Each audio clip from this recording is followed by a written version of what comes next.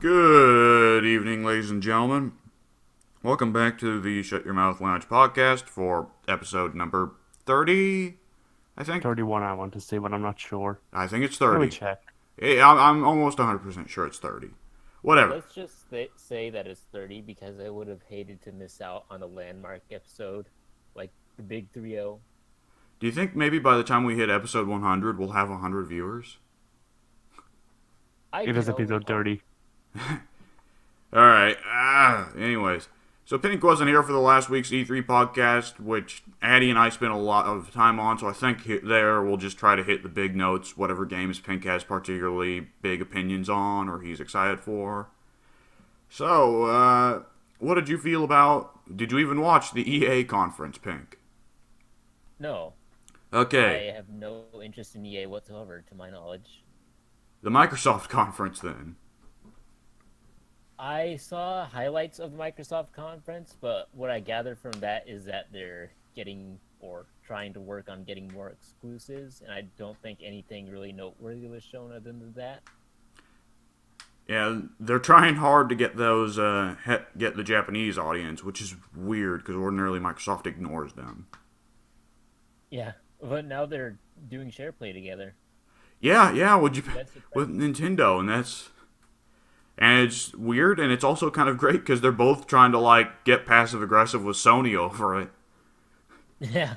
Like, look at who's the asshole here who doesn't want to play the video games. Geez, Sony, way to ruin the fun. As if either of them wouldn't totally do the same thing if they weren't in Sony's position.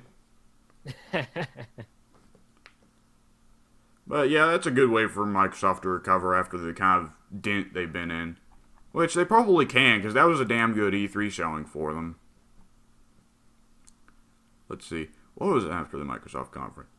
Just going along. Bethesda, I think. Yes, the Bethesda conference. I assume you. Yes. Yes. Fallout 76, huh? Here's what I immediately felt about Fallout 76.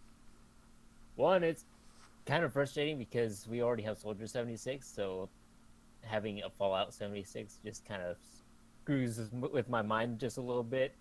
Because I get both the references, but it's like within years of each other, we got two things with 76 for that 1776 thing. And I It just find it kind of amusing. it never dawned on me about Soldier 76 until Fallout 76's announcement. Because then I was like, oh, that's what 76 and Soldier 76 means. I thought they just assigned a random number.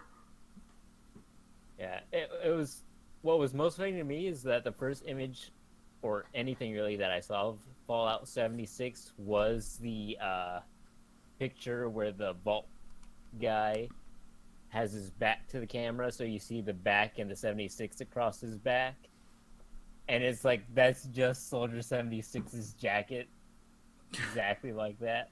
Yep. I Hey, was like, what is that? Some sort of mod or something? Oh, wait, no, that's an actual thing.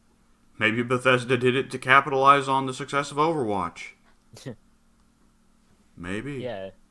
See, Now, the role playing game will have you building up that character's very own special abilities. Sprinting and firing rockets out of your assault rifle. Save the Wasteland as Genji and die immediately as a super mutant farts on you. But yeah, what'd you feel about 76, the game itself? I thought this was an inevitability, to be honest. I know I've said either on previous podcasts with you guys or just while talking with you in general that I felt that Fallout 4 was sort of building to a multiplayer platform and that I was surprised that it didn't already have a co-op multiplayer online thing for it. That was the thing that we mentioned on last week's podcast. I said, motherfucker, they sold us a prototype. Exactly. So, one of the biggest concerns that I have for 76 is that Vats and the Pip-Boy have always been very essential parts of surviving the wasteland. Oh my. They're the core mechanics of Fallout itself. And in an online setting, with the characters not being able to activate menus every 2 seconds to pause the entire game.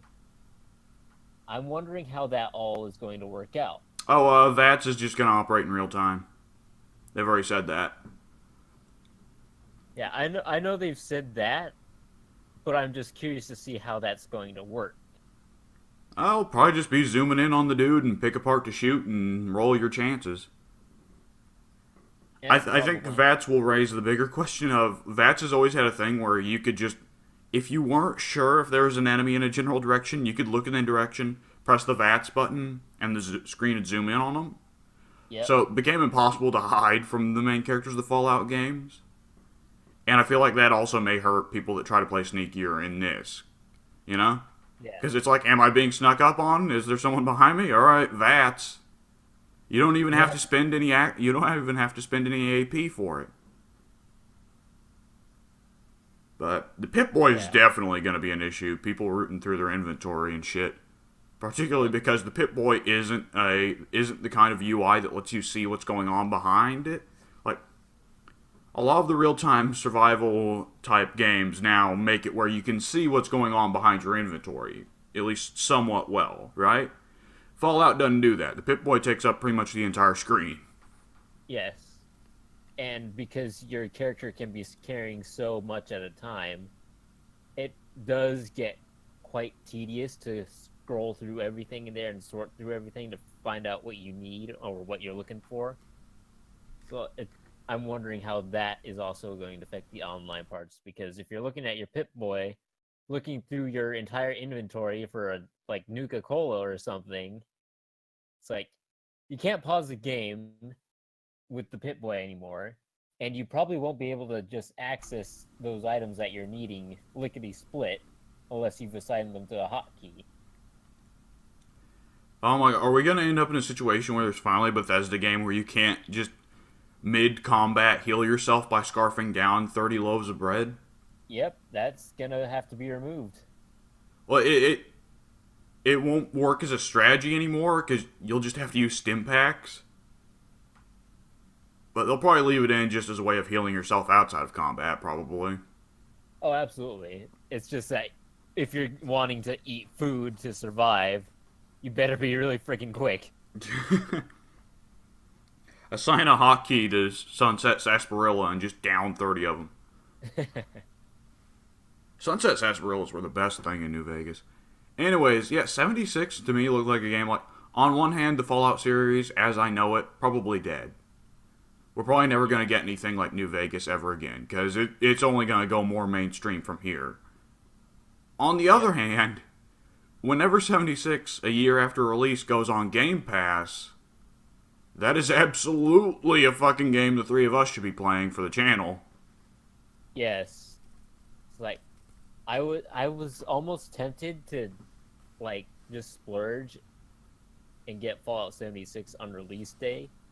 Because, like, I'm not entirely well, let me rephrase that. I don't like that it's online only, but I thought we could have some fun times if we were all to do that. But at the same time, it's like, I don't want to, like, spend $60 on it just for the potential that we could have as a unit in that game. Yeah, there's also the thing that, like, Addy wouldn't be getting any enjoyment out of it because Addy hates online stuff and would really be only doing it for the channel. Yeah. So I say wait until Game Pass. I don't think the game's worth... The game definitely I don't think is going to be worth $60. Regardless of how much content there is. Regardless of how much content there is in a game, if the gameplay is still unremarkable, if there's no story to sell it, the gameplay is as piss poor as Fallout's gameplay usually is, then it's going to suffer. Yeah. Fallout was not a game built on the gameplay, because the first-person shooting in those games have always been terrible by any standard you want to put it up against. Absolutely. It's always been about the story and what you can do with the characters you've created in there. Yeah, absolutely that. But one thing I should mention before we move on. The instant I saw on screen where three dudes can get onto an instrument each and just play music, I was like, fucking sold. It's even better because, like, I love to mess with you guys in Terraria in ways you don't know. And I also saw, hey, you can drop nukes on people. Guess what I'm doing? I'm Yeah. gonna nuke our own base for fun. Because that's the kind of asshole I am. We're all gonna become super mutants. Or Ghouls. with our luck, Ghouls. just Know super your, mutants. know your lore. What's a good insult for this? I forget. Filthy Whatever. casual. Filthy casual. There we go. Yeah, hey, the super mutants are going to be a huge question. Because super mutants clearly exist here. And super mutants aren't supposed to exist at this point, I think. And when they were first created, they were created in California. And we're in West Virginia, which is on the opposite side of the fucking country. Yeah. Eh. Oh, before we get off the topic of Fallout 76, I would like to say that Country Roads is a terrible song. I really like it. Terrible song. I hate country, but I like that song just fine. I don't know. Anyways, let's see. What else was there out of the Microsoft conference? No, wait. We moved on to the Bethesda conference already, didn't we? Yeah. Yeah. So after that was Devolver. Yeah, I was about to say, I don't think Pink really cares much for Elder Scrolls 6, does he? Nope. Yeah. And then Devolver, which I'm going to take a wild shot in the dark here and guess that you didn't watch the Devolver conference. I don't even know who Devolver is. Alright, mission successful. Okay, then was Square. How much do you care about Final Fantasy? I hate Final Fantasy. I've discussed that previously on. Alright, They how much didn't how even... much do you care about Kingdom Hearts? I do not like Kingdom Hearts. Tomb Raider? I Alright. have no knowledge of the series whatsoever, but Disney and RPG elements do not mix with me. Tomb Raider? The newer Tomb Raiders look good. I've played some of the old Tomb Raiders and I didn't like those, but after their reboot, it looks like a fun game, and One I of think them's they've on got Game Pass. some on like Game Pass, so I'll have to try Yeah. those out. The second one is on the Game Pass. Yeah. We forgot to mention it. I think when we brought up Tomb Raider during last week's podcast, the only thing I brought up was, holy shit, does this game look like Snake Eater? But it should be mentioned, they did do a somewhat good job of making Lara not bone thin like she was in the previous games. Yeah, I saw like Soon posted comparison pictures in the gaming thread at one point. And he The called old Lara and the new Lara. the old new Lara and the new Lara. Yeah. Fuck, this is confusing. No. We'll end up there, don't worry, give it 100 years. But yeah, after that was Ubisoft. Yeah. Did they announce any? I feel like I did. I did watch the Ubisoft one because I actually had internet in the hotel at the time, and it was working at the time. So I saw their stuff for the Rabbids and the Division and whatnot, and none of it looked interesting to me. Yeah, there was also Assassin's Creed near the end, I think. And what Did else not was watch there? all the way to the end because they got to their little spaceship thing or something, and I tuned out. Oh yeah, Beyond Good and Evil 2. That game, whatever. We already talked about it on last week's podcast. Yeah, so moving on, Yeah. there was the PC gaming show. Nobody watched that. So moving on, there was Sony. Sony has me in tears because I need to get a PS4 for that Spider-Man game. If you buy a ticket to Hungary, I might be getting it. If I buy a ticket to Hungary, I'll just fly over there and steal your PS4. That'll be perfect. That isn't even here yet, but yeah. That might not even be there when I get there, so I'll just be stuck for a while. Yeah. But when it gets there, boy oh boy, you'll be in for it. I saw a new thing from that Spider-Man game, though. Apparently, like, civilians on the street will just randomly ask Spider-Man for, like, selfies or autographs or shit, and you can actually do it. Even more reason to need that game.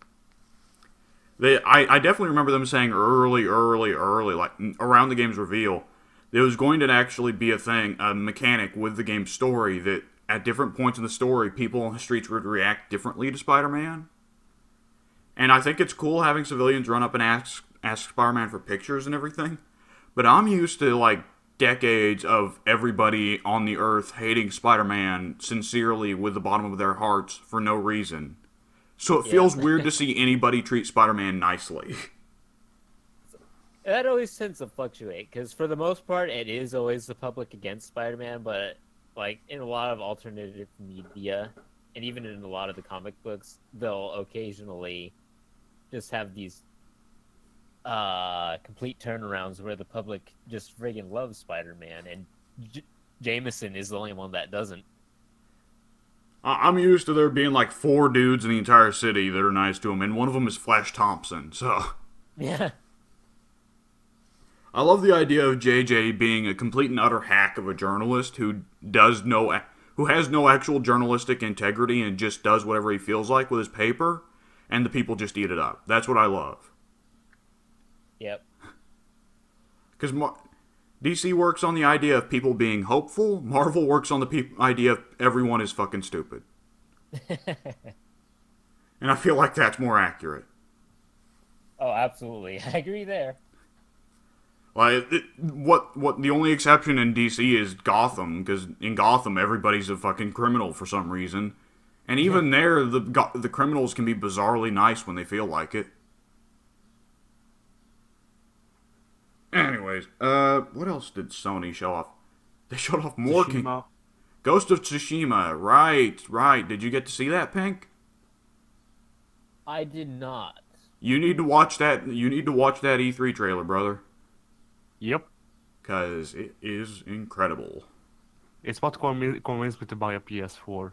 Well, to actually pull the trigger on buying a PS4.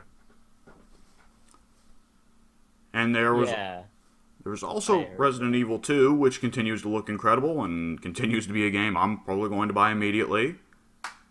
Because I fucking love Resident Evil. And I'm glad that we're not being fucking Chris Redfield anymore. If you... You can sell me any Resident Evil game if you give me the promise that Chris Redfield won't be in the game. And they showed off more Kingdom Hearts. This was the E3 of Kingdom Hearts, apparently, because we got 3 instances of showing off Kingdom Hearts, and I don't think any other game got it that hard. Did it? I don't remember any other game getting that much publicity out of E3 this year. Yeah, me neither. Yeah, Square fucking pulling out the cash here. Let's see, what else was... Buying all that. Buying all the advertisements. Yeah. The E3 banner is just replaced with the Kingdom Hearts logo. Yeah. After Sony, there was Nintendo, but I'm not sure if any of us watched Nintendo, so... I didn't, but we still have to talk about fucking Smash Ultimate. Yes, we do. That is the ultimate thing to convince me to buy a Switch. Yes. I think I even said on a previous podcast, I'm not going to buy a Switch until they release a Smash Brothers. And lo and behold, they released a trailer or something of the like for Smash Brothers Ultimate. And good lord, I need to buy a Switch ASAP. Like, people are talking this might be the last Smash. Is it Sakurai that's over Smash? Yeah, Sakurai. Yeah, Sakurai's like saying, like, yeah, this is probably going to be the last one. I want to move on and do something else for once, for fuck's sakes. And I understand. Sakurai... I understand, and holy shit, what a way to end the series. Just have the entire fucking roster from all of the games in one game. Well, Sakurai's been wanting to stop the series for the past, 5 games. But... It's not like it's not justified. Hasn't he been doing this series since he was 4? Sakurai did something. Sakurai made some game before Smash, and I forget what it was. Was he the guy that made the first Earthbound? No, wait, I'm gonna look it up, but on my phone here. But yeah, talk about fucking hype for a game that ordinarily, like, I don't know. I guess I would have been hyped for Smash Brothers anyways, but you know. Yeah. Like, that's the only reason I give Nintendo any attention. If they release a Smash Brothers, they're in my good graces. If not, I'm not buying their console. That's just how it is. Sakurai made Kirby. Kirby. Which, conveniently, Kirby is always the best character in Smash. I wonder why. You're not going to catch me ragging on it too bad, because Kirby's also always one of my top 5 favorite Smash characters in every Smash game, so hey. I always play Kirby, I always play Luigi, and who else do I usually play Zelda. Anyways, I think it's really funny, though, about this game. We're going to get 3 Links. How are they even going to make them different at this point? Like it's just the little things that set them apart, I'm thinking. I don't think there was much difference between Toon Link and actual Link. But at least young Link has those fire arrows going for him. Yeah, I feel like now they're going to have I feel like regular Link is now going to have way more that sets him apart, because it seems to be based off of Breath of the Wild Link. Yeah. And Breath of the Wild Link has some crazy bullshit in that game, at least. I feel like if they don't set them apart more, at least with this Final entry, then it would be kind of sad, if only because each of the Zelda games does give Link some pretty unique tools. So if they all just use the same fucking boomerang, bomb, bow setup for every fucking game, then that's a little disappointing. Wait, was the boomerang was the boomerang unique for Toon Link? I actually never played Main Link much. No, the boomerang has been in since Melee, I believe. Alright. And they brought back fucking Pichu, of all characters to bring back from Smash. Everybody's favorite. I was so happy for that. Don't get me wrong, Pichu. I was just so happy. I was like, yes, the little rat thing that injures himself repeatedly. I love that guy. It's the best one. You know, there's one thing to make a stupid joke character for your game who's supposed to be bad at everything, like Dan from Street Fighter. It's a whole other thing to make them actually bad in the gameplay. Like, Pichu's a rare example there, because, you know, you play Street Fighter and Dan's actually pretty good. You play KOF and Shingo is actually pretty good. You play Smash Brothers and you try to play as Pichu, then you are fighting an uphill battle, my friend. Not to butt in too hard here, but you probably could have given Pink a closer freaking comparison with Dr. Boskonovich, because he actually knows Boskonovich. The Shingo thing was mostly for you. I wasn't... This isn't a two-way discussion, Addy. You're also here. We don't have to cater specifically to one another. Also, I completely forgot about Dr. Boskonovich, because he was only in Tag 2, so... He was in 3 as well, I think. Right, but only, like, half-heartedly, right? What? I think he was an unlockable character in 3. I'm not quite sure of that. I know Tekken's had, like, goofy side characters that pretty much weren't characters that then got brought back for Tekken Tag 2. Like, I know Miharu. Was that her name? The Xiaoyu, Miharu, I think. Yeah. Like, she absolutely was not really a character onto herself in Tekken 4, but then they brought her back for Tag 2, because fuck it, why not? I wish more fighting games would do that. Games like Tag 2 or Smash Ultimate, where they just bring back the entire roster of the entire series, because fuck it. Like, it would kill me if, like, Mortal Kombat did that once and it didn't work out for them, but... Yeah, I don't know if any of you guys played Mortal Kombat Armageddon, but it was... I own it. It's one of the only Mortal Kombats that I've played. Yeah, it's poop, isn't it? Yep. What was I going to say? Yeah, if they go back and do that again, at least we can have 2 different types of zombie Liu Kang as well as normal Liu Kang. Yeah, that'd be neat, but, well, the thing is, they haven't been considered different characters. They're all technically just different skin swaps on the typical Liu Kang build. Well, I mean, Armageddon Liu Kang used his chains, but that's all about it. No, he didn't. He used them in cutscenes, but he never used them in gameplay. Oh, right. It Well, was they the could make him lamest. use him. It was the lamest part about Armageddon was that you get to see sick ass chain combos that Liu Kang does in the intro on Shang Tsung, and none of them are in the game.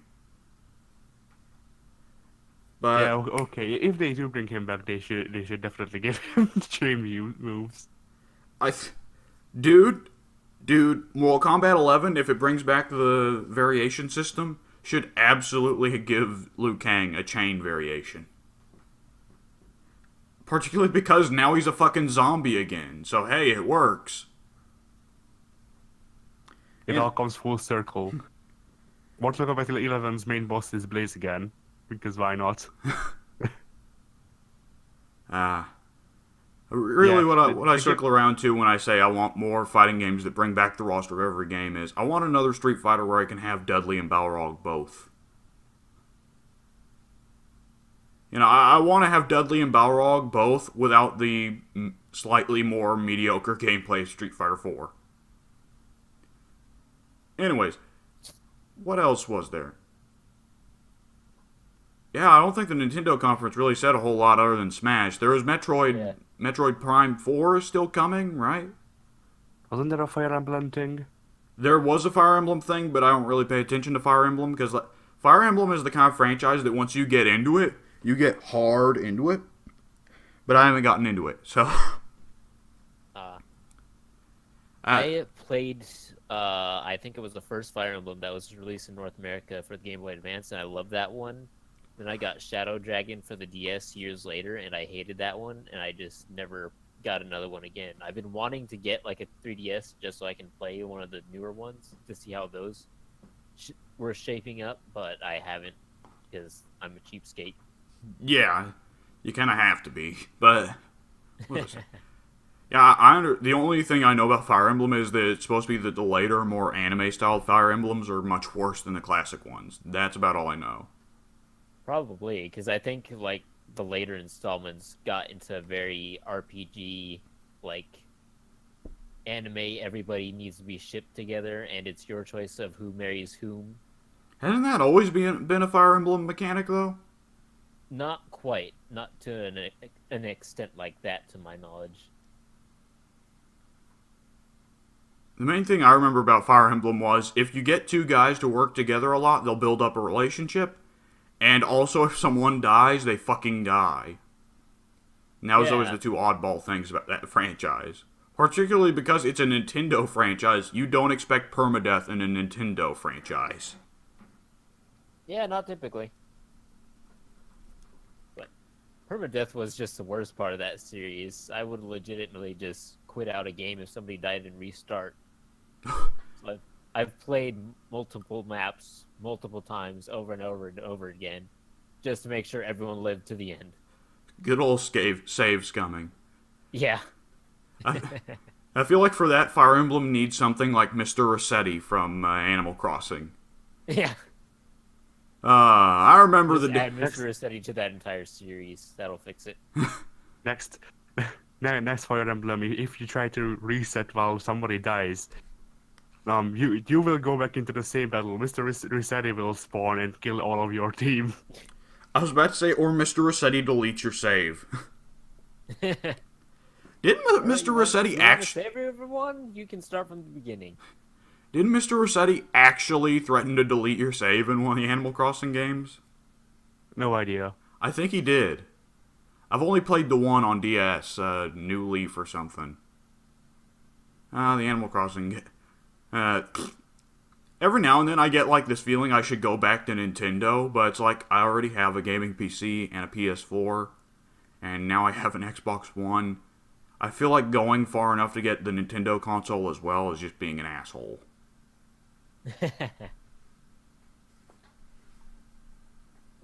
Ugh. And Oh yeah, I think that's E3. that's E3 for you. Yeah. Oh wait, No. right. This thing, if we want to talk about What the thing? Sonic thing. I don't want to talk about the Sonic thing. What I do want to talk about is Cyberpunk 2077. Oh, we skipped over that. We did. So, yeah. That game looks fucking interesting. I have been waiting for this game for like a decade. I wasn't on it at first. Like, at first they made it look like Shadowrun type cyberpunk, where it's like dark and gritty and everyone's dying. Oh, pain, disease in the streets. The corporate overlords make us slaves. And now this new trailer instead pushes the idea of this is a city full of dangerous hedonists. Like, this is a get rich or die trying world instead of a everything is pain world. And I find this idea much more interesting. Yeah, there's quite the stark contrast between the two trailers. That first trailer from way back when is, like you said, very dark and gritty and makes everything seem horrible. This new one, like, complete turnaround. It's not entirely dark and gritty. It's just very thematic. Yeah. I honestly haven't watched the entire thing through because I've been working so much, but what I did see of it, it looked very cool. If cool's the right word, I'm not sure. You know what I dug about it? That they still bring in, like, realistic cultures that go on today and still bring that in. So it's like a cyberpunk world where there are still American hillbillies. Did you catch that? I did not get that far in. Oh, I love that idea. There's a hillbilly, and I wasn't able to get a good look at him, but he pulls out like this crazy sci-fi shotgun. I love it. It's just like, I feel like grimdark dystopics are done almost too much, and I feel like grimdark dystopics are the kind of thing that some writers can handle, but most writers don't. Most writers, when they try to handle it, just turn it into, here's this group of people that I don't like in the real world. I'm going to say that they're going to end human civilization as we know it. So, I'm happier with this idea instead that, you know, good old human greed and lust and pride and all that has just driven us to the point where society becomes vicious and more competitive, often at the cost of our own lives. I find that as a more interesting concept. I don't know. Yeah. Either way, I was just so happy to see that it's like finally on its way. Yeah. After nearly 10 fucking years. Shit, the thing you really have to consider there is it's CD Projekt Red working on it. So you have to consider how much the budget has went up since it started. Because it would have started before Witcher 2 when CD Projekt Red was like this really shitty tiny indie company that had made the barely successful Witcher 1. And now they made Witcher 2 and Witcher 3, which were both huge hits. And it's like, oh boy, the budget must have jumped like fucking nuts. Witcher 3 was like the Skyrim of the current gen. Everybody loved it. Everybody hyped the crap out of that one. And everybody could not stop fucking insisting that it was a hidden gem. Hey, have you heard about this new hidden indie gem? It's a sleeper hit. It's The Witcher 3. Nobody plays it. I'm the only person who's ever heard of it. I'm the only person who's ever played it. But I'm choosing to talk to you exclusively to tell you about it. It's only you and me that have played it. It's an exclusive club. You get it. It makes you and me the coolest sons of bitches in the world, because only you and me have played Witcher 3. This is how we defy the man. This is how we defy the man that holds us down. Yeah, whatever. I voice annoyance with Witcher 3's community from time to time, but the game itself ain't that bad, so hey, why not? I'm definitely more interested in this. The game is alright, the community success. I'm definitely more interested in this setting than Witcher's, though. Because Witcher's just seems like fantasy, but the monsters are a bit more fucked up. There are honestly very few, like, medieval-ish fantasy type things that I've ever been interested in. That's just one theme that I've never quite clicked with.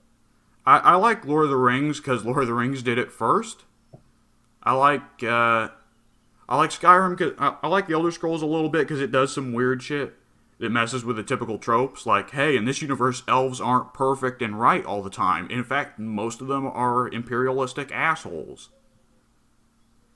And I like the Warhammer universe because the Warhammer universe is mostly based off of actual history and turns real life history into a kind of a fantastical format instead. And as someone who loves history, that's a big benefit for bonus for me.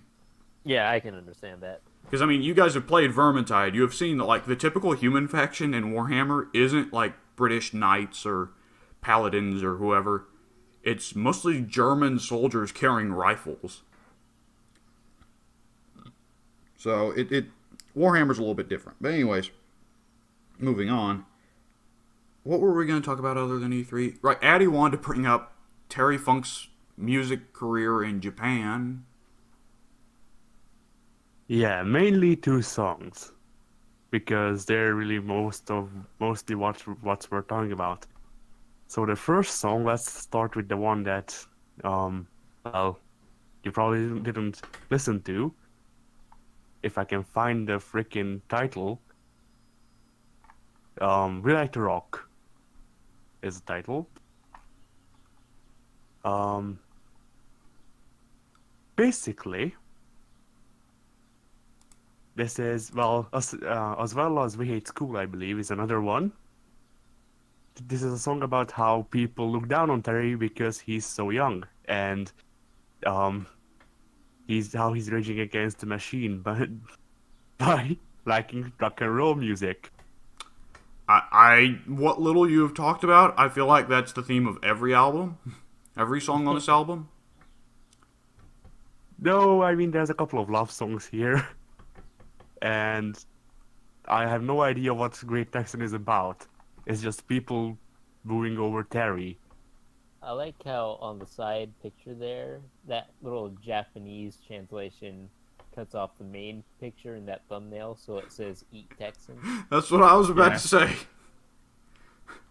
I thought that was the name of the album for a good bit. I was like, is that a weird Japanese translation thing? Yeah, eat Texan Ray Funk.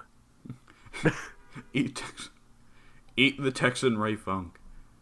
I jokingly call Ric Flair Conraw and say he's an Egyptian pharaoh and all that shit, but somehow Terry Funk is even older. Yeah. Terry Funk is like one of the fucking Babylonians for some reason. Yeah. Eddie was describing that song as to that people were looking down on him because he was young, but he was at least 65 when he released this album. Yeah. he in reality, he was 40. Genuinely. Genuinely, good lord. Oh my. But yeah, I think, huh? Yeah, no, it was in, I think it was like 1600 before counting. Before counting, before there were numbers. Yeah. Yeah, the chorus to this song is, I believe, juvenile delinquents, they say we're out of control, but we like to rock, we like to roll. That's the chorus. I feel like this is one of those Japan things where Japan has a bizarre, like, Japan, simultaneously, their culture is like very traditionalistic, very much, kids are stupid. And at the same time, their culture really, really, really fucking idolizes teen rebels for some reason. So it's just this weird situation where they try to make Terry big by appealing to that teen idol thing. And also, do the Japanese not know what old white people look like? No idea. That was kind of a mean joke at Japan's expense because Japan is a very xenophobic nation. But yeah, and moving on to the other song that's actually worth discussing, the song that everybody should know, Barbara Streisand's Nose. I listened to this before the podcast, and it sounds like the beat or the song. It just sounds like Michael Jackson's "Beat It." Yeah, it's a pretty obvious copy. Yeah, the instant the song started, I was like, I can't remember what this song sounds exactly like, but it sounds exactly like somebody else's fucking song. Yeah, let me read you the chorus and a bit of and a bit of the second verse. So, the chorus is, "She had Barbara Streisand's nose. She had Barbara Streisand's nose. Liberace's smile that drives men wild, and Barbara Streisand's nose. Hang on, let's walk that back a little bit. You said Liberace's smile that drives men wild. Yes. Is Terry that Funk is the saying? lyrics. Is Terry Funk saying he wants to fuck Liberace? Maybe. Possibly. Yes. As for the verse, that's he in this verse he details her more, saying, "She had Brooke Shields' hair. You should have been there. Boy, was I surprised. Boderek's hips and Mick Jagger's lips, and Farrah Fawcett's eyes." He also Only wants to fuck part- Mick Jagger. only We're part of- discovering things about Terry Funk that we'd never thought. Dolly Parton's chest, you know that's the best, and Herschel Walker thighs. I was doing alright till I turned on the light. It was then I realized, and then comes the chorus. You know, Mick Jagger is probably almost as old as Terry Funk is now as well. Do you think Terry Funk in his teen years had a Mick Jagger poster in his room? I think Terry Funk in his teen years was well beyond Mick Jagger's birth. Terry Funk in his teen years was busy conquering Palestine. You know, Also- God said, "Let there be light." Once the sun popped up, God looked down on the earth and he saw Terry Funk looking back up at him, just waving. He was in a ring. Had a neighbor. But yeah, also this song ends with him yelling, "Have you ever seen a nose like Barbara Streisand's nose?" I'm gonna be honest right now. I cannot honestly think of what Barbara Streisand looks like. She is so irrelevant nowadays. Yeah. I concur. The only thing I can remember about Barbara Streisand is that everybody hates her and South Park hates her most of all. The only thing I can remember about Barbara Streisand is that stupid song that repeats her name. You Not mean this this one, the other song? The other one. I don't know another one. There are multiple songs about Barbara Streisand. Yeah, there's one song, it's like this electronic song just titled Barbara Streisand. And the only lyrics are Barbara Streisand. But does it sound like just somebody saying her name and then remixing it over and over? Yes, pretty much. Okay, I can figure it out from there. Japan, keep being weird, except in the Yeah. except in the bad weird ways. Please don't. Less of the pedophilia, please. I'd prefer less of that. Terry's album could only have ever worked in Japan. Because the Japanese Yeah, audience hang on. just friggin' loves their wrestlers. And so they would probably eat up any merchandise that he put out. Hang on. You say Terry Funk's album could only work in Japan. You do know that Macho Man Randy Savage has released a rap album in the United States, correct? Yes, I own it. I Thank listen you. to it every day. I think you also do I'm know that talking this about chart. Terry Funk here. You, and- you do know that this charted in America as well. It Oh charted? man, I didn't know that. This changes everything. Yes, I believe one of the songs charted, on like the bottom, but you know it's still charted. On what fucking chart? The No top, idea. The top 3,000? Because, like, Probably. maybe Terry Funk's cousin owns a radio station and played it on loop for about a week. But yeah, also copies of this album go for $80 a piece. Well, I imagine so. It's old ass wrestling merchandise. Japan can't get enough. They're ordering a limited reprint. Alright. But yeah, so just as a closing thought on this, I do welcome or do look forward to Terry Funk performing all of the album live when he retires finally. We'll all be dead before that happens. True. What? Look, when the end of the world comes, Terry Funk... I've already made this joke. I was about to make a Sandman reference joke that I think I had already made with Ric Flair. Probably. I recall the Sandman joke. I think it might have been about Terry Funk as well back then, though. I'm not entirely sure. It was about Terry Funk, right? I made a joke because there's a line in Sandman where it says that that death is the oldest thing in the universe, that when the universe comes to an end, she'll be the one who puts up the chairs and turns out the lights and locks the door. And I made that joke about Terry Funk, and I was about to do it again. I am one of the least funny guys on the planet. When the end of the world comes, once it all settles, Ric Flair and Terry Funk will still be wrestling each other. The world will break, and there will be a ring in the middle.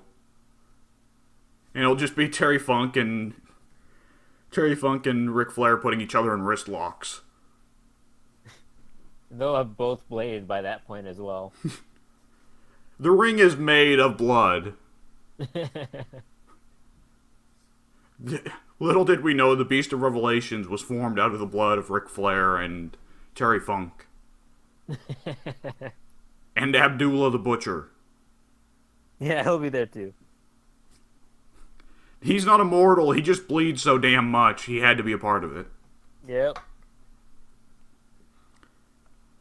Also, I see here in the little log for podcast topics that Addy wanted to talk about Sonic Racing. Yeah, that's been kind of announced on the low during E3. It's basically a reboot, I guess, of the Sonic Racing Transform thing that we got with Gold. Did you even download it? I have not downloaded it yet, and I haven't downloaded the Club 2 yet either. Good, because you can't get it anymore. I can't get it anymore? Nope. Gosh darn it! I picked the worst time to move. Ah, well. It was until the 16th. What day's the day? 23rd. I would have been like probably not. Yeah, 16th. Pardon me. Was last Saturday. Last Saturday, I either didn't have internet or wasn't home. Something was up then. I think I just didn't have internet, so that was kind of an impossibility for me. Yeah. So I'm going to be honest. That I've missed out on Sonic Racing, but I'm sure we'll find something else to play together. Off the multitude of games on Game Pass, I'm not heartbroken.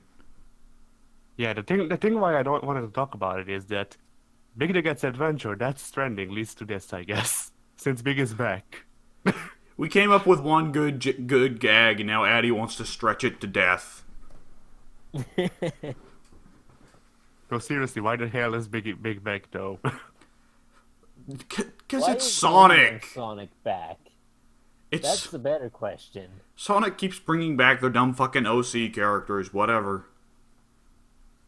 Like, where's Rouge, the fucking bat that's supposed to be, like, seductive, but it's like a squirrel or something? Yeah. That's a good way to shut down discussion anytime. Bring up fucking Rouge the bat. There is so much about Sonic that is awkward in so many ways.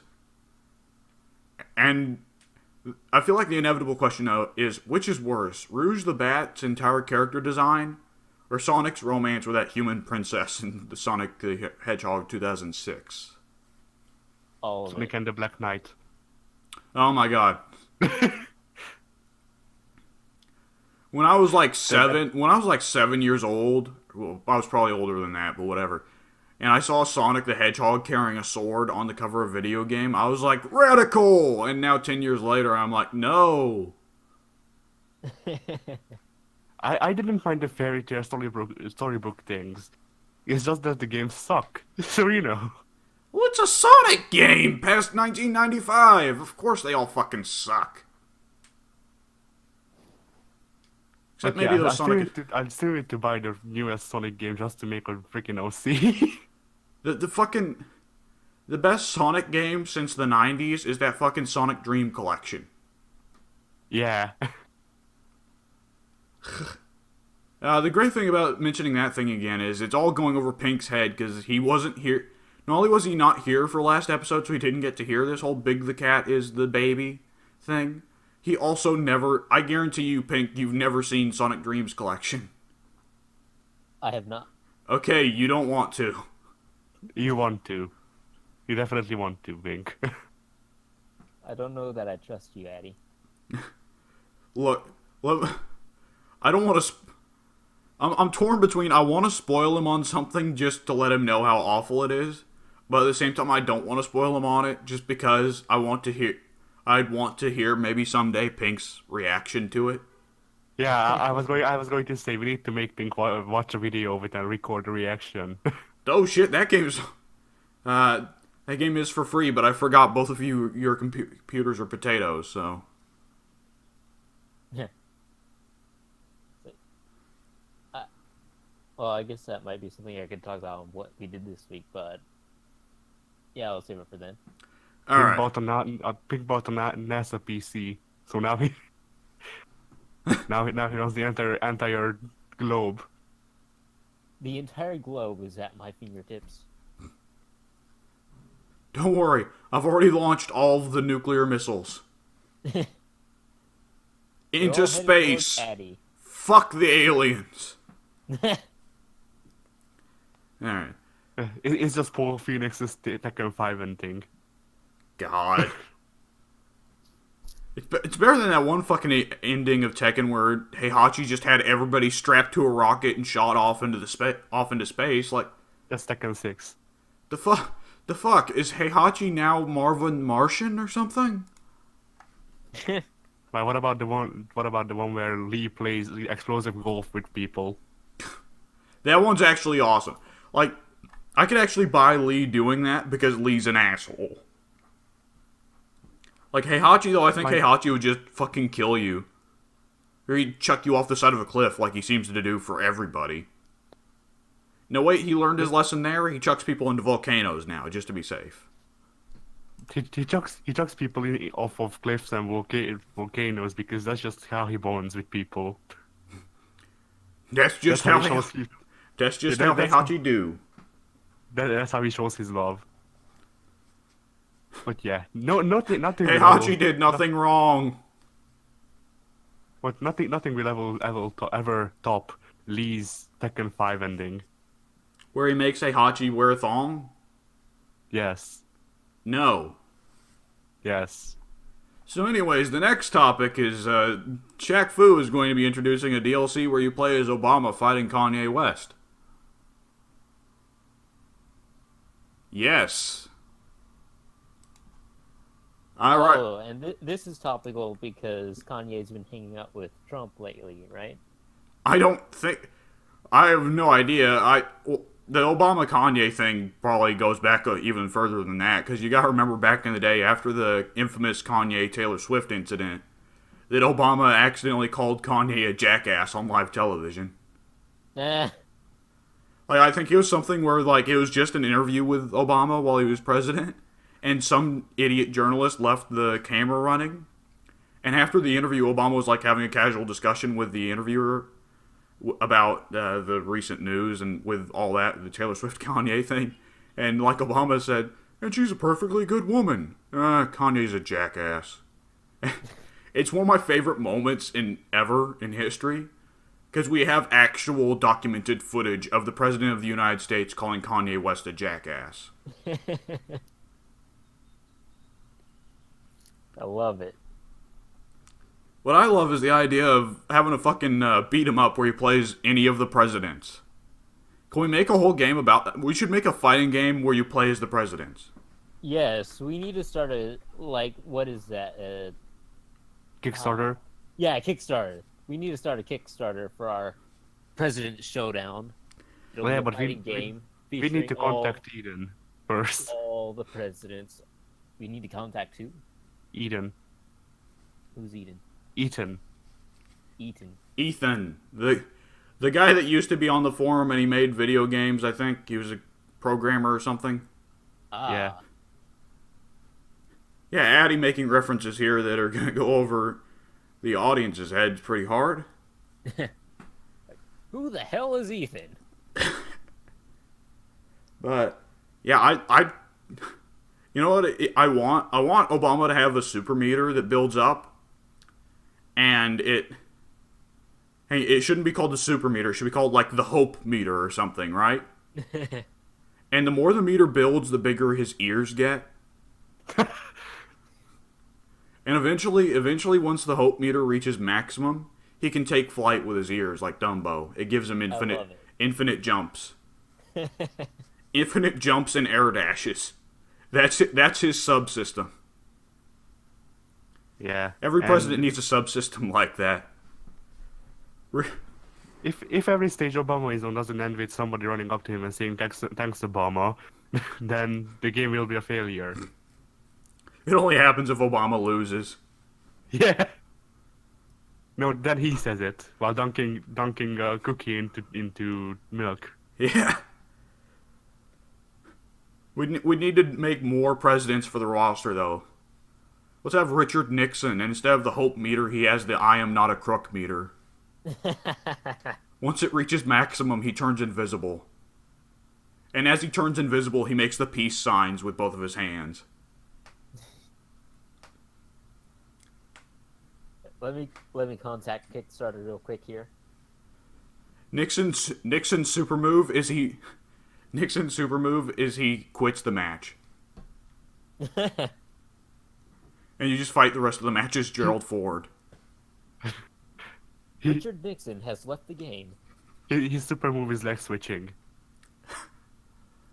How do we turn this into a Futurama reference? Does he get an alternative super move where he just turns into a werewolf?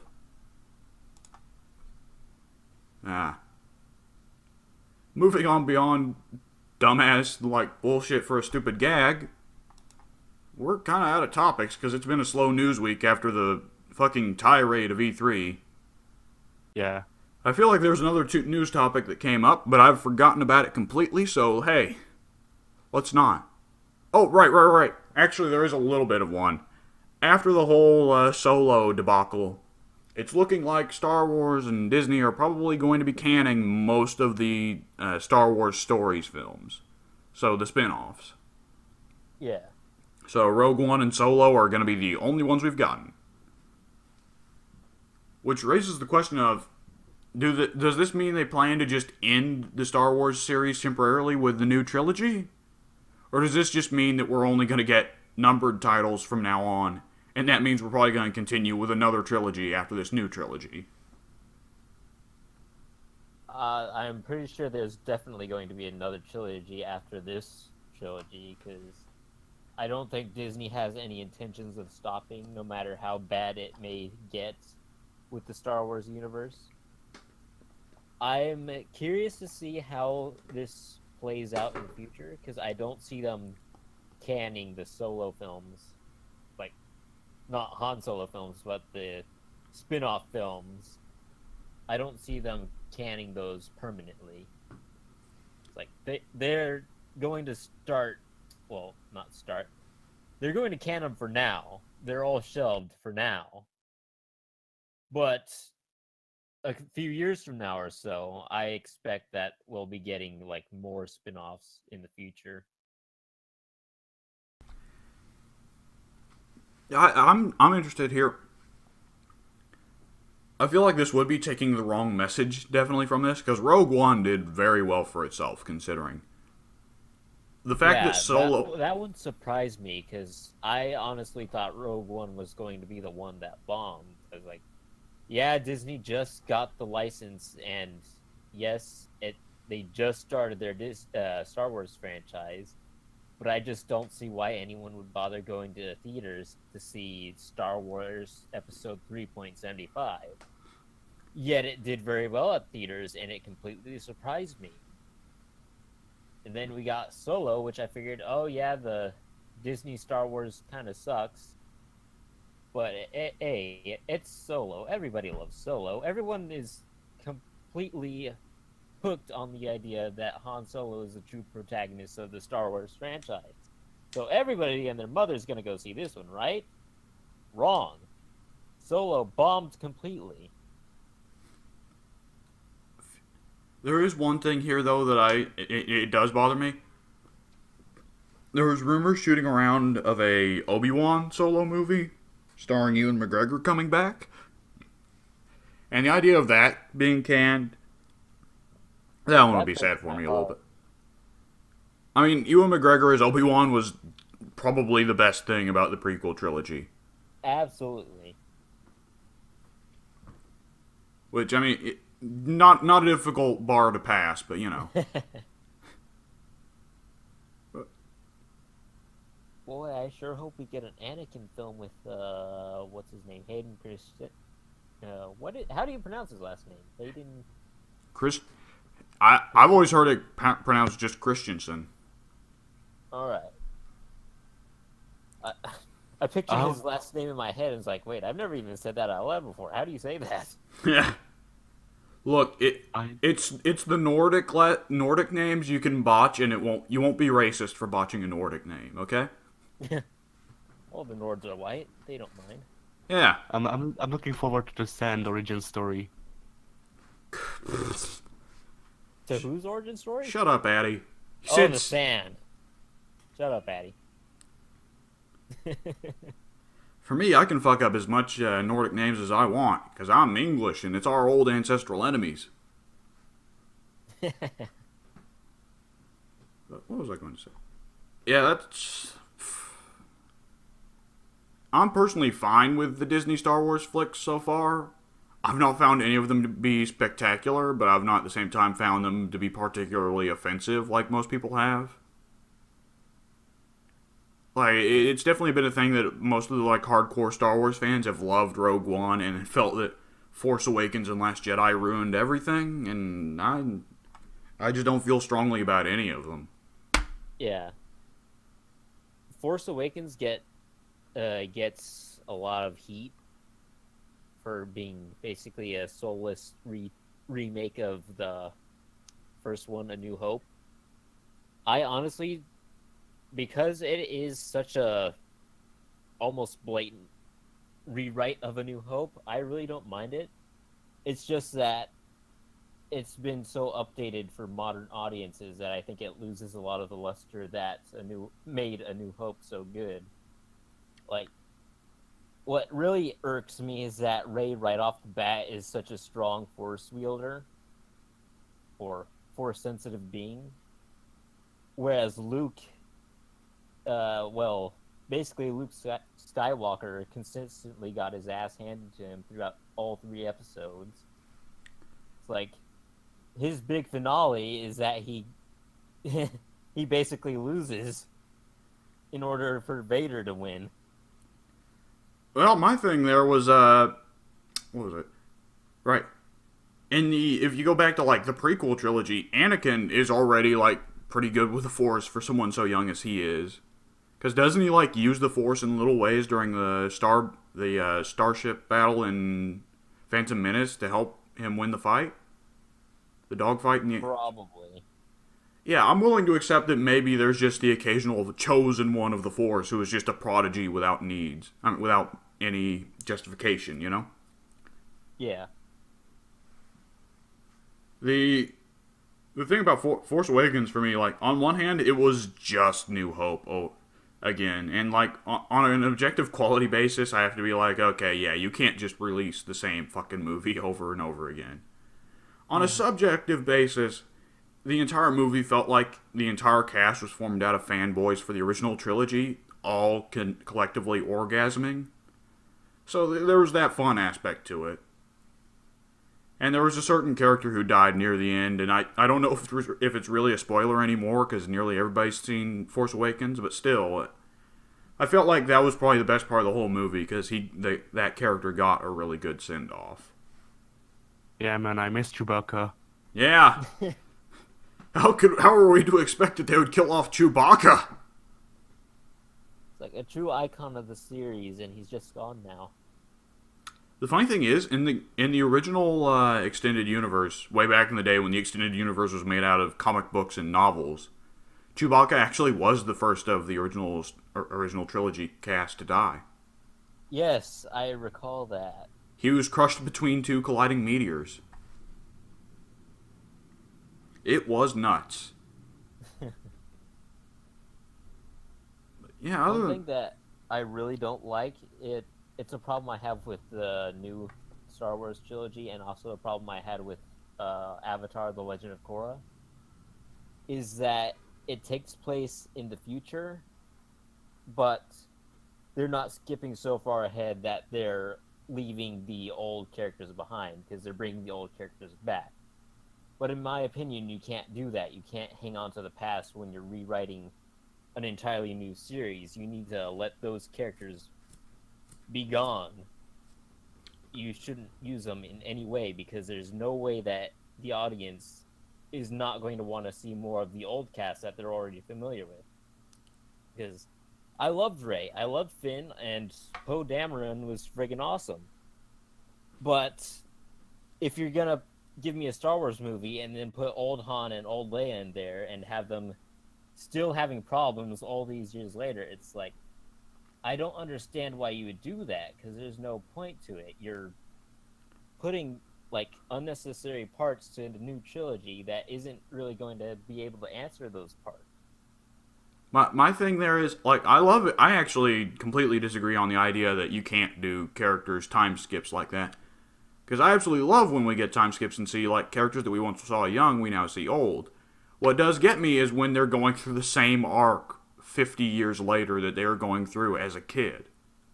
Which, that's what, a big part of what Force Awakens bothered me there was that Leia and Han were still acting like they did in fucking Empire Strikes Back 40 years later. So that was annoying to me. But I love it when they actually have moved forward. And, like, I think of stuff that moves forward and is set way later in the future.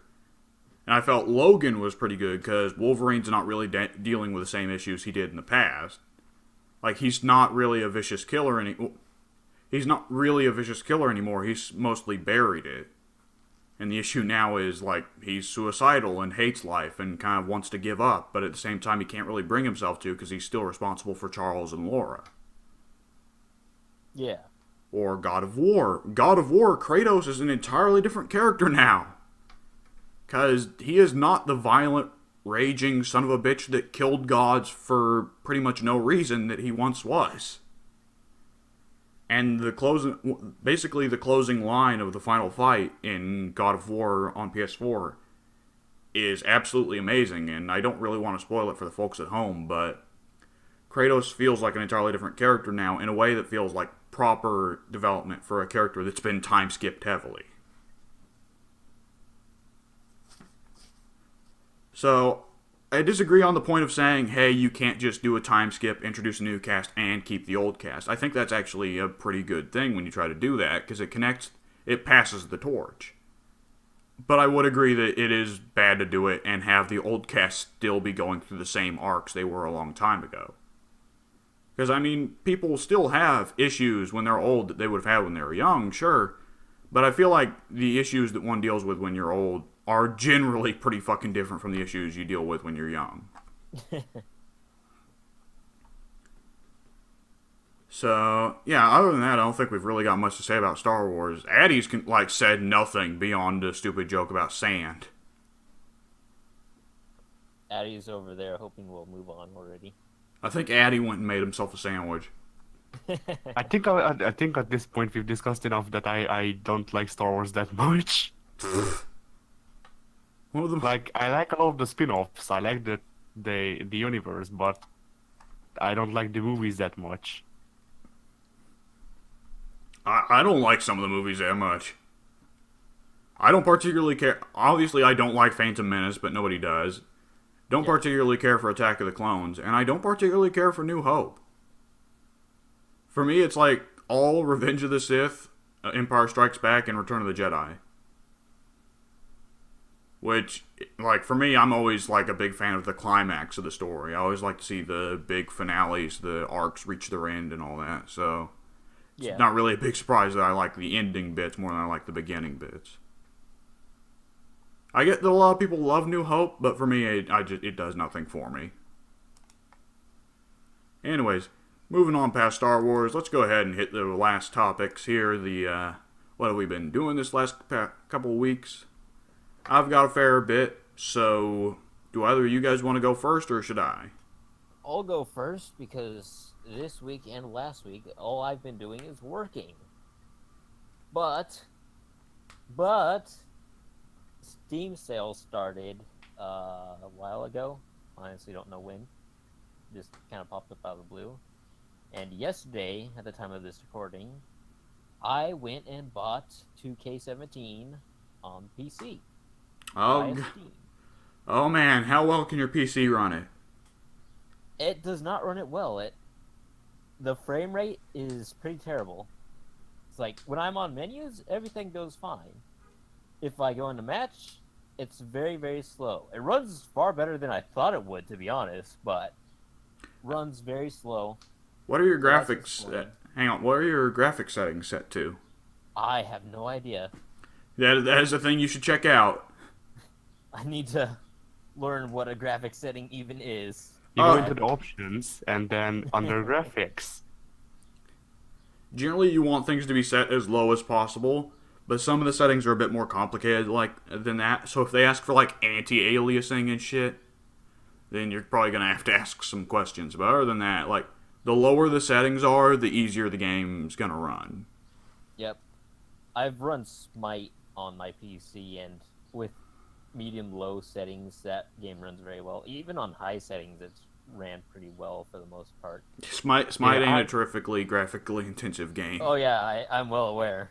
But Yeah, I tried on my PC with low settings. It ran 15 FPS when I was the only one on screen, and it ran approximately 3 FPS when there was a team fight. So, Ah. And is that about all you done this past week, Pink? just about, because I don't believe I've done anything of note. Oh, I do want to mention 2K17 is also the one I've got on PC. And like, can I just say, as someone who goes back and has been out of wrestling for like 4 or 5 years, it is the most awkward thing trying to play day 2K17 once every 6 months. Because I go in and every time, it's like, who the fuck are these people? Like, who's Murphy? Why is his name just Murphy? He doesn't have a last name? The guy's just Murphy? yeah, they actually removed his first name. It used to be Eddie. Shut up. Oh, never mind. I get the joke. The thing is, I took him seriously for like a split second because WWE has an actual pattern of doing that. Because they introduced Antonio Cesaro, and then they took off the Antonio, and now he's just Cesaro. They introduced Yeah. Big E Langston, and now he's just Big E. They also introduced Alexander Rusev. And then he was just made Rusev, you're right. Yeah. Yep. It was the same deal with Wesley Blake and Buddy Murphy, because both their first names got axed, and then they became Blake and Murphy. And then they were basically fired. For good reason. You can't just... Blake and Murphy are both such bland names, you can't sell them by themselves. Like, Yeah. Rusev, Cesaro, Big E are not common names. They are names you could still market for a character. Blake and Murphy are just fucking dudes' names. I think they had plans for them as a team down the line, but I don't think they as individuals had the chemistry that they were looking for. So they just split them up, and I don't know if that was a creative decision or a decision made by the two wrestlers, like, hey, we're not really gelling as a team. Like, I don't want to be tag team wrestler with this guy, because, I think they were thrown together for a random episode of NXT, and it just stuck with that for a while. I don't think either one of them really were the tag team wrestlers that the WWE was looking for, though. Yeah, I've not been... There's only so much you can tell from the game, but in the game they certainly both seem like the blandest dudes in the existence, so hey. Absolutely. Which WWE excels in getting those people nowadays, so hey. In the indie fans are like, that just makes them more interesting, and then I'm like, no. Anyways, Addy, what you done in the past week? Well, we've played Vermintide. I actually went back and started after I decided that I will no longer support Assassin's Creed, I decided that I will actually get some progress in my Assassin's Creed 2, well, 5th playthrough or so. This time I'm doing it without a HUD. Okay. That's an option? Yeah. I did not know that. Yeah, Ultra cinematic option. Yeah, I'm trying to play it cinematic because at this point that's the only thing, the only change that I can introduce. I've played it so many times now. I'm just gonna watch it like a interactive movie. I mean, bloody hell, Brotherhood might It's a as well be a. Telltale game now. Yeah, I mean, with once I get to Brotherhood, I'm not sure what I will do because, like, I'm like barely on the door, like I'm nearly on the doorstep of knowing every line by heart. Jesus. What a nerd. But yeah, other than that, I've been fighting chickenpox. The only game I've ever played that much is Dead Rising, and Dead Rising is like a fucking 5-hour game that deliberately encourages multiple playthroughs. Holy shit, Hattie. Yeah. Yeah, chickenpox, huh? Yeah, I Huh? had yeah, go ahead. I never got chickenpox. They want me to give you some over the internet. I'd like to see you try. Ah, bloody hell. Put it on recording and upload it on the channel. Yeah. Just you trying to sneeze into the computer or something. You get it by touch. Ah, alright. I think it's a Everybody dog. hands on the monitor. Yeah. Doesn't getting chickenpox as a kid increase your chance of getting shingles as an as an old person? I believe so. No idea. Pink, have you ever had chickenpox? No, not to my knowledge. Okay, Addie, shit. prepare for shingles. What even is shingles? I don't know, but it sounds scary. I assume But your yeah. skin falls off your face. Oh, good But lord. yeah, so I had a skin condition before called hives. Yes, Hi. that is definitely a thing that I've heard of. You get out over here. I said nothing of value. But yeah, so basically, comparing the two, like even though chickenpox itches as much as hives did, it's still better because chickenpox are zits basically. Zits that you shouldn't pop, but zits nonetheless. Hives are things that you can't pop. So if you scratch them so much that they bleed, they will still itch like shit. I know from experience. They also take over your body, like seriously. A big thing with them is that the more you scratch them, they form one entity. So if you scratch them thoroughly enough, which you shouldn't do, but you know, They gain power and become the final boss? not really, but close enough. They might take over your body, like not your conscious, but you might just become a gigantic ass rash. It turns into cordyceps and you start Last of Us. Yeah. So yeah, chickenpox itches just as much, but chickenpox's zits or whatever, they pop. Like, On a less disgusting note, have you played any games this week, Addy? Other No, than we've Assassin's been through that. Okay, moving I- on before the audience all leaves in disgust. Yeah, moving when I had a test. That's about it. Right, and you are done with the semester of school, right? No, I'm done with this year of school.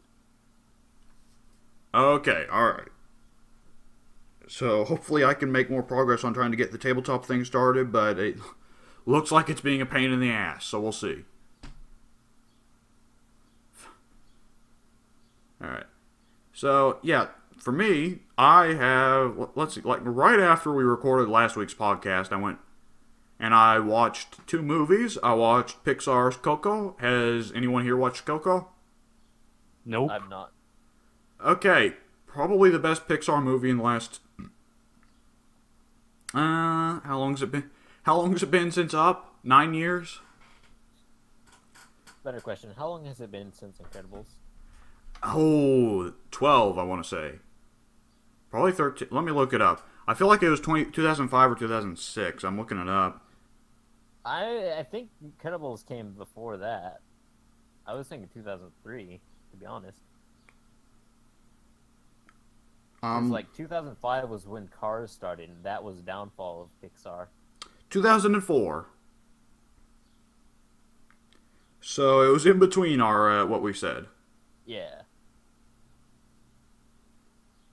Huh. So yeah. Anyway, so Pixar's been going through a kind of rough patch for like the last 10 years. Because Cars really started it. Because every Pixar movie before Cars definitely felt like it had heart. Like, it was a story they wanted to tell, you know? And then Cars printed a lot of money because they made a lot of toys. So I think after that point, Disney was like, hey, do that again. Hey, make us some more money, please. Yeah, so then we got fucking Cars series as a whole. And that killed Pixar a lot. Ratatouille came out, and that would probably have been like 2007, but I still felt like Ratatouille was mediocre compared to other Pixar movies. Yep. Ratatouille had the excellent critic scene.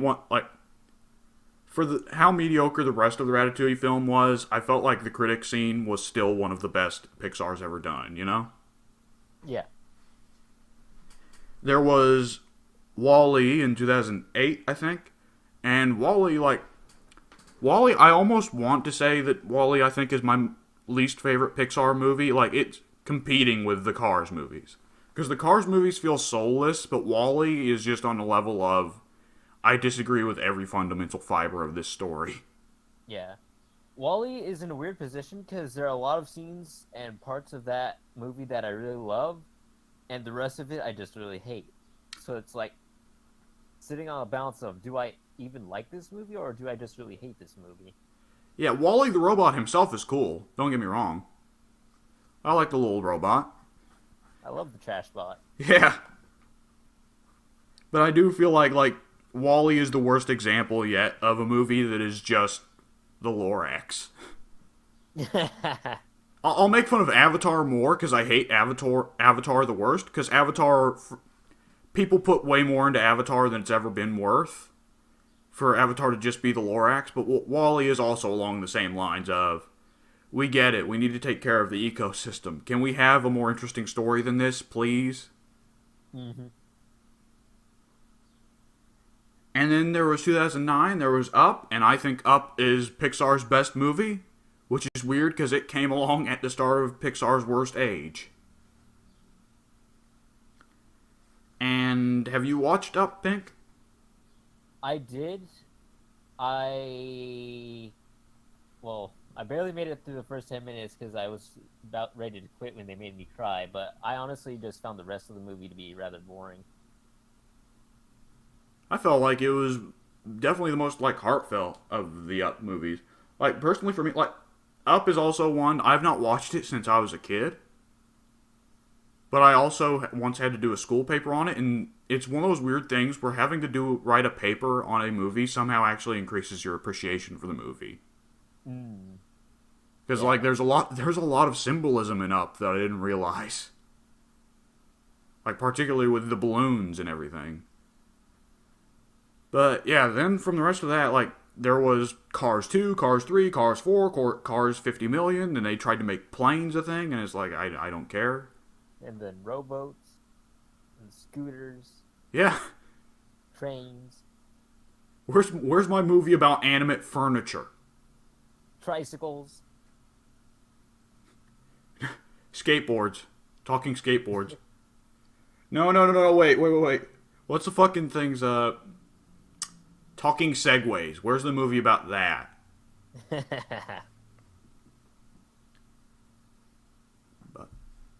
So yeah, and then there was also Pixar made that one movie. Didn't Pixar make Brave?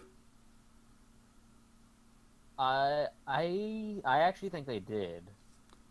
Right, and that movie just kind of happened. I didn't even bother to watch that one. Yep.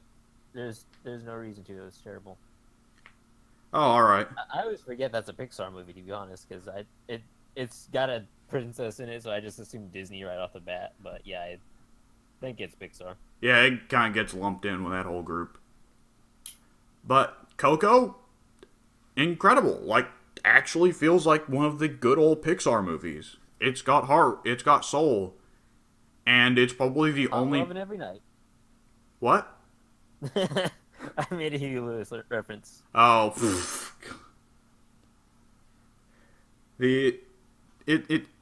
Coco's unique though because it's a musical, but it's the only musical I've ever seen where all of the musical scenes are justified.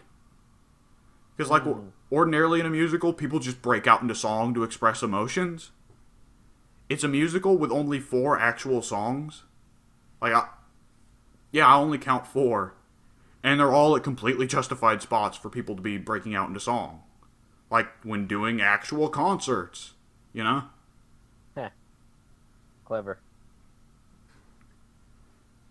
And I think Coco also, it handles that kind of... There's a thing about kids' movies that you notice a lot more when you're an adult, and it gets annoying, is the kid is always right and the parent is always wrong. Yeah. And sometimes that can be a bad thing to teach to kids, which is not to say that parents are always right, because there's a lot of parents that are always wrong, absolutely. But not all of them, not most of them. That's probably a bad thing to teach kids, that they should just not listen to their parents because their parents are stupid. Yep. And Coco goes against that pretty well. Like, the parents are still wrong in a little bit of a way, but the kid is more wrong, you know? Everybody's wrong. Yes, this is absolutely a story where everybody is wrong. And also because this is a story that handles death, Coco is the only Pixar movie I've ever seen where a character is actually just full-on murdered. Like a full-on, genuine, intent murder. And it's like, damn, Pixar. A murder in a child's film. That's awesome. And the incredible thing is, like, Pixar movies haven't been able to get me to feel any emotion. Like, Pixar movies, generally what's the best about every Pixar movie is they're the best at making you feel an emotion, right? Right. And this is the first one in a while that's really gotten it down. Because there is one particular scene that really gave me a lump in my throat. It's really good for that.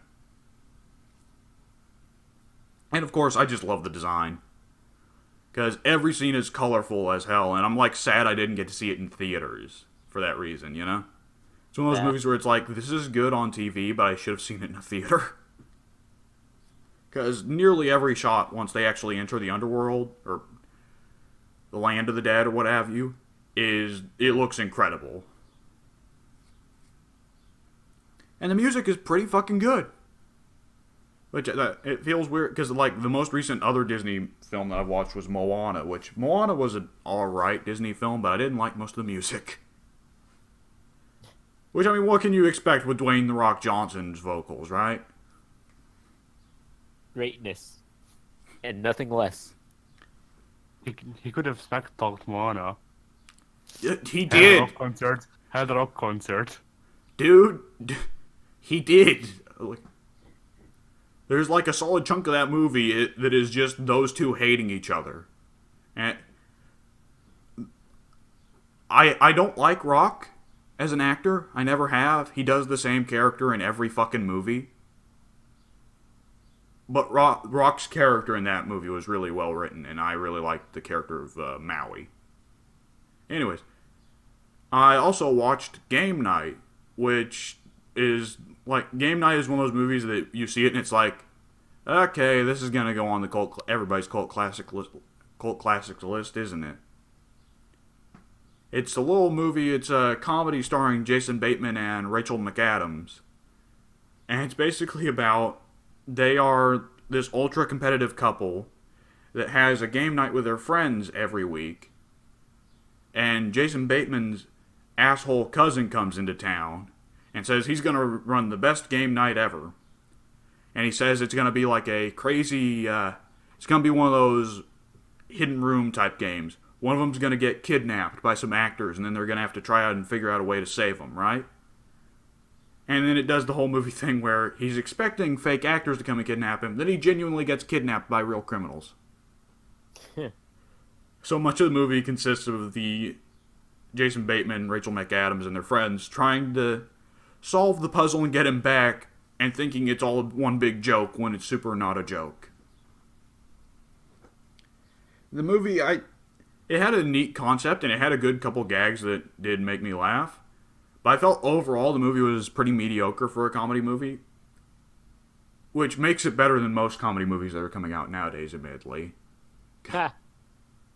Because I actually saw the writers or something talk about this movie, and they said that nearly every comedy that comes out nowadays, like most of the stoner flicks that Judd Apatow and Seth Rogen work on, the reason they come out and they suck so badly like that, they're just stupid little one-off gags to make a stoner chuckle, and that it has no real effect on everybody else. It's because most comedies that come out nowadays are pretty much entirely improvised. And that movie was very much not. So I found that interesting. But have either of you watched Breaking Bad? I've not. Nope. It's been on my to-do list for, I don't know, a decade now. Ooh, you need, like, if you ever get Netflix or something, you need to binge through the Breaking Bad series so we can talk about it. Or, like, secretly pirate it. I don't... I'm technically opposed to piracy, but I will accept it for the good of this podcast. Because it shouldn't be a problem. I have Netflix. Yeah. I just need to find time to actually sit down and watch. Because a problem I have when I start watching things is I'll watch like the first couple episodes, get really into it, but then I'll just stop and not continue. And it happens with everything. Like the first season of Stranger Things, I watched like the first 4 episodes maybe in a span of like maybe 4 days, so like an episode a day. And then I just stopped for like 3 months. And then just finished the series like 6 months later. Whew. Yeah. Same thing happened with season 2. Same thing happened with Legends of Tomorrow. In basically every season. Stranger Things season 2, if you said your interest got killed at one specific episode later in the season, I'd be understanding, but stopping at the first couple episodes? Oh, I thought season 2 was pretty good at being interesting. Season 2 was pretty good for what it was, I think. Like, it wasn't as good as the first season, no, but the first season had an element that the second season couldn't replicate. Yeah. Because it wasn't a mystery anymore. Yep. What my biggest problem with Stranger Things is just that I can't comprehend what rules they're playing by. Because you've got the Upside Down, which is basically a parallel world that is basically all evil, but then you've also got these same locations in our world, in the Upside Down world, and I'm just not able to comprehend that. So like some of the supernatural stuff they do I just don't enjoy, but the show overall is still solid and enjoyable, so I can look past it and I don't have to understand it.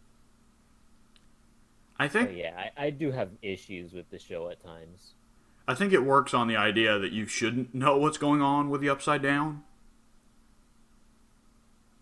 But... Probably, but my curiosity is just never going to be sated. Yeah. It kind of... Stranger Things is definitely one of the shows that tries to implement Lovecraftian horror a little bit with not knowing what's going on there. But at the same time, an intricate element of Lovecraftian horror is that the monster can't be beaten. And the monsters in Stranger Things can absolutely be beaten. And get their asses whipped repeatedly by 13, 11. 11, yeah. Or the sheriff with a shotgun. 13? There's probably going to be a 13. Right? Because didn't the one episode of Season 2 introduce that there are others than, like, 11? Yeah, the episode that I skipped halfway through. Yes. You didn't really miss anything. Other than 11. 11 got turned into a goth punk thing, and that was kind of cool, but that was it. Yeah, I had put a post on the forum saying that I skipped it and hoped I didn't miss anything important. And Mike came along and he's like, "You did. You're fine." Yeah. And everybody else told me the same thing as well. Yeah. Like, basically, anyone I knew that watched Stranger Things, I was like, "Yeah, I watched season 2, but I skipped this episode because it was just terrible and I didn't want to see it anymore." And they're like, "Dude, it's fine. We all skipped it." I stuck around for the entire thing, and yeah, it was nothing. She lifted a train car. That was it. But what was I circling back around to? Right. So yeah, there's an actor from Breaking Bad who's in game night, and he's really, really good. I can't really talk about it though, because neither of you guys have watched Breaking Bad, so you won't know who I'm talking about. It's the guy that if it's the guy from Malcolm in the Middle, then no. If it was Bryan Cranston, I wouldn't be saying, "Have either of you guys watched Breaking Bad?" I'd just say, "Yeah, Bryan Cranston's good in it." I'm going to assume that most everybody in the world now knows about Bryan Cranston. But what I loved is that they put him in like that what is it called, Godzilla movie, and they were hyping him up in all the trailers and whatnot. He died in the first 20 like, minutes? Yeah, he's going to die in the first 5 minutes, and I was right. Dude, that was the only reason I would ever have considered watching that Godzilla movie, and the instant I heard that he was dying in the first 20 minutes, I was like, okay, so I'm not watching the movie. It certainly doesn't help that they replaced him with fucking, who was it, Quicksilver? Quicksilver's actor? Yep. Aaron Taylor Johnson, I think is that guy's name. I can't stand that actor for some reason. He is like the living definition of bland for me. I think Scarlet Witch was in that film too. Yeah, and I think she was the love interest. Yep. Which really does not help the whole Ultimate Quicksilver Scarlet Witch thing going on there. No, not quite. Let's see, what else did I do? Confirm Godzilla is part of the Marvel Ultimate Universe. Godzilla actually was part of the main Marvel universe for a little bit, Addy. I think, like, he fought Thor at one point. Good. Are you saying you hope Thor kills Godzilla? Maybe. Other than that, I've put more time in Yakuza 0, and Yakuza 0 continues to be a game where it's like, I gotta be nearing the end at this point, right? Oh my god, there's another 10 hours worth of gameplay here. I know it's supposed to be the game that keeps on giving, but I want to finish the game up so I can give a dedicated review for it on the podcast. And it's like, nope, it's still going. What the fuck? I'm at 80 hours now. Come on, game. Japan's You're not gonna finish it this year, man. It's like, you can do a review next year, but this year, nope. I've been playing this game since May 15th or so. I'm like, am I done with the game yet? And Japan's like, no, go back in. You aren't done yet. I've also put in more time on Killer Instinct. I've already talked about that on last week's podcast. I will say I wish Killer Instinct was on Game Pass, or at least the full version, because that would be an awesome one for us to play, because it's actually a pretty easy fighting game to get into. Probably the easiest fighting game to ever get into. Like, I'd absolutely recommend, like, Pink look into it, just as a quick tutorial to 2D fighting games. Because they do give out the tutorial for free, right? Yep. I have some sort of Killer Instinct via Gold. Oh, you do?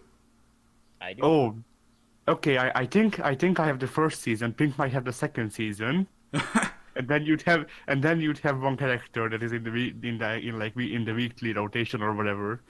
And I get Jago. I get fucking Ryu. Great. No, not even him. You just get a random guy from the roster. Well, Like you might get the most OP character. You might get shit. if I get Gargos or General Rom, I'm sure I'll be fine.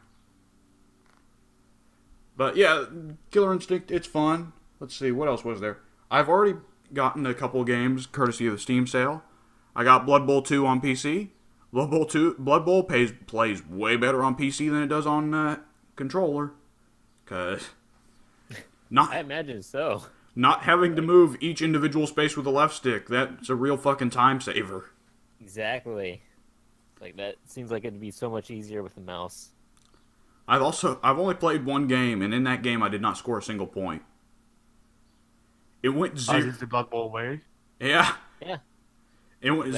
That's what happened when I faced Addy. It's like, he just obliterated me. Well, I think if we had a match that went on for like 3 hours straight, but neither of us picked up the ball once. Yep. I picked the Orc team, by the way. And the Orc team is incredible because I went against the Halflings, and I was like, oh, Halflings, this will be easy. and they took 2 fucking giant tree ants. It's like, no. My crazy big-ass muscular orcs just got their fucking clocks cleaned. I've never seen an ass beating worse than when a tree man takes on 5 orcs at once and beats them all. So the halflings were just running the ball. Like, okay. I can't do anything because Tree Man's just grabbing all of my team and carrying them around. So that sucked. The game seems great, but it sucked that I got put in a bad situation like that. Also, I killed 2 halflings. Not injured, not KO'd, not, put on the sidelines. Killed. They're just dead. I'm not fucking joking. They killed them. I have a team on my... I have a player on my team, an orc, and he has a registered kill count of 2. And I don't know what it is about this guy, but he just can't get enough of killing halflings, the big bastard. I don't think any of my guys died, though. Let's see, I also got Project Zomboid, which was a game Project Zomboid's a game I've been following for the last 8 years.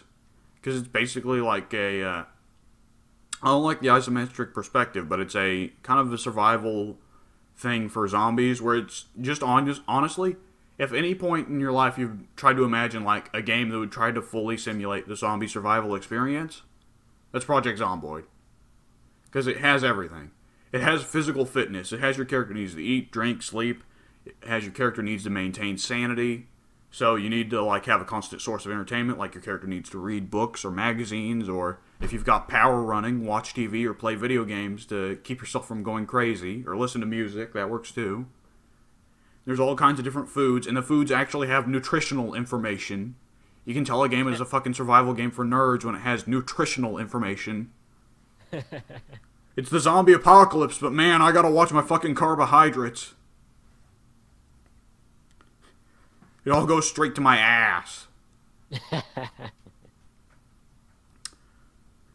And I've just been messing around with it, trying to avoid actually fighting the zombies, because last I checked, the combat system in that game is shit. But hey, it was cheap and all that. And it's also a good game when you can't figure out how to drive a fucking car.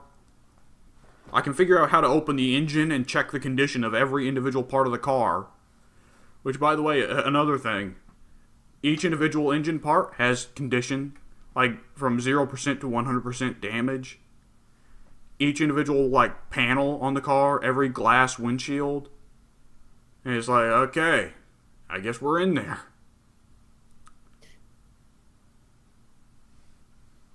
So, that game could be interesting. I decided to temporarily put a stop to my Norska playthrough for Total War Warhammer 2 because I felt that the recording was extraordinarily boring. Because I didn't... Like, the thing about solo playthroughs, I figured out, they get fucking lonely quickly. So, playing a strategy game then, that requires generally you either to be... like, a strategy game isn't meant to have a whole lot of exciting stuff going on, right? Because you're trying to focus on the stats and what's the best strategy to go with and all that. Right. So either you have to talk a shit ton to keep something going, or you need to have somebody to converse with.